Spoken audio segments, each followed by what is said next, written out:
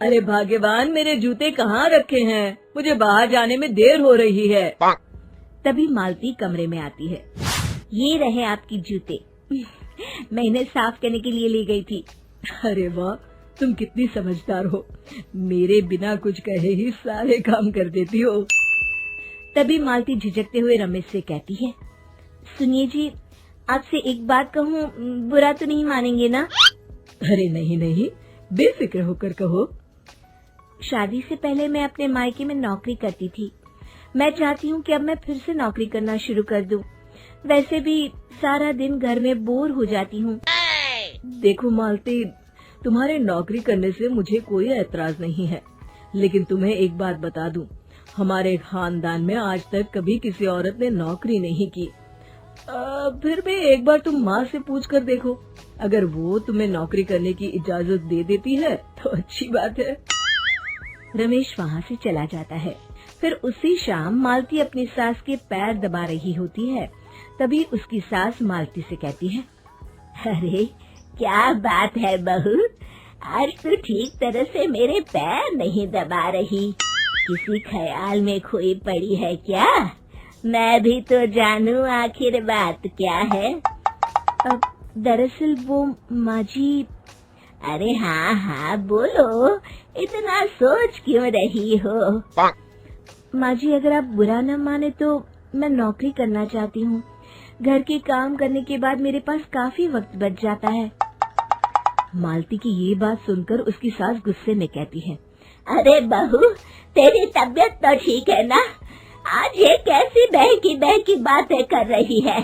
भला हमारे खानदान में आज तक कभी किसी औरत ने नौकरी की है जो तू नौकरी करने की बात कर रही है, हैं?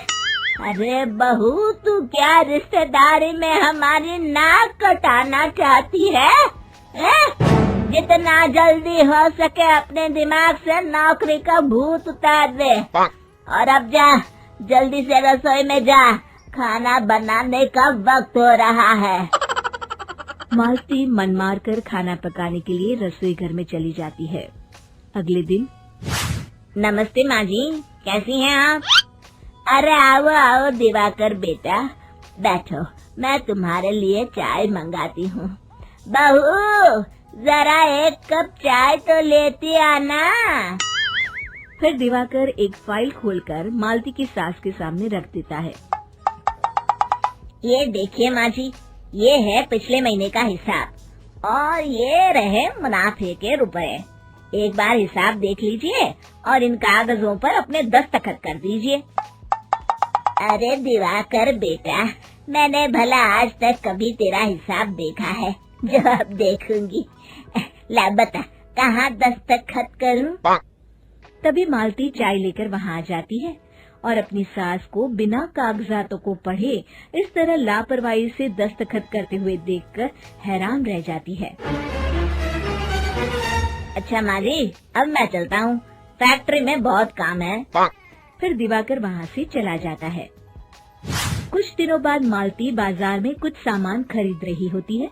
तभी एक बूढ़ा आदमी उसे आवाज देता है, अरे मालती बेटी, कैसी हो? मुझे पहचाना? मैं तुम्हारी कंपनी में मुनीम का काम करता हूँ। हाँ चाचा जी, मैं आपको बिल्कुल पहचानती हूँ। कहिए, कैसे हैं आप? मैं तो ठीक हूँ। कंपनी में कुछ भी ठीक नहीं चल रहा, यहाँ तक कि हमें ठीक वक्त पर तनख्वाह भी नहीं मिलती। ये आप क्या कह रहे हैं? अब क्या बताऊँ, आप लोग तो कभी हिसाब किताब देखने दफ्तर आते नहीं। मेरी मानो तो एक बार आप लोग दफ्तर आकर सारा हिसाब किताब देख लो, आपको असलियत पता चल जाएगी। अच्छा बेटी, अब मैं चलता हूँ, देर हो रही है। फिर वो बूढ़ा वहाँ से चला जाता है। वहीं दूसरी तरफ मालती घर पहुंचकर अपनी सास को सारी बात बताती है। तभी वहाँ रमेश भी आ जाता है, लेकिन मालती की सास मालती की किसी भी बात पर विश्वास नहीं करती। तभी रमेश कहता है, अरे माँ, बिना आग के कभी धुआं नहीं उठता। जब मालती इतना कह रही है तो हमें एक बार दफ्तर चलकर देख लेना चाहिए। वैसे भी हम लोग काफी दिन से अपने दफ्तर नहीं गए हैं। इस तरह किसी एक आदमी के भरोसे काम छोड़ना मुझे भी ठीक नहीं लगता। अगले दिन वे सभी अपने दफ्तर पहुंचते हैं और सीधे दिवाकर के कैबिन में जाते हैं। अचानक सबको एक साथ देखकर दिवाकर चौंक जाता है। अरे माँ जी, आप सब लोग अचानक यहाँ कैसे आ गए? अगर कुछ काम था तो मुझे एक फोन कर दिया होता, मैं आपके घर आ जाता। तभी मालती की सास कहती है, अरे दिवाकर बेटा, आज मैं हिसाब देखने दफ्तर आई हूँ, जरा मुझे पिछले 6 महीनों का हिसाब दिखाना तो बेटा। दिवाकर घबराते हुए हिसाब की फाइल मालती की सास को देता है। मालती की सास फाइल लेकर मालती को देती है और कहती है, ले बहू, देख ले हिसाब।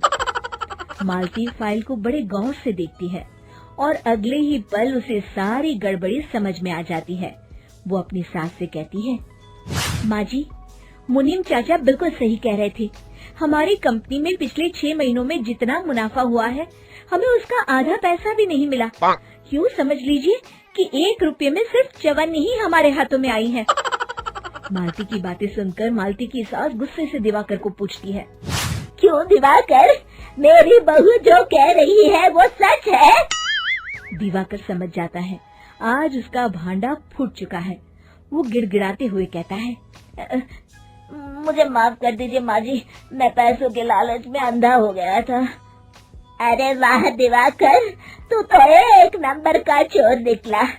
इतने दिनों से मैं तुझ पर आंख बंद करके भरोसा करती रही और तू मुझे ही चुना लगाता रहा। अभी के अभी निकल यहाँ से और दोबारा अपनी शक्ल मत दिखाना। दिवाकर वहाँ से भाग जाता है। मालती की सास मालती को शाबाशी देते हुए कहती है, बहू, आज मैं समझ गई कि पढ़ाई लिखाई हमारी जिंदगी में कितनी जरूरी है। मैं बहुत किस्मत वाली हूँ जो मुझे तुझ जैसी बहू मिली है। शिक्षा, पढ़ाई लिखाई का इस्तेमाल सही जगह करके हम दुनिया में बहुत कुछ बदल सकते हैं।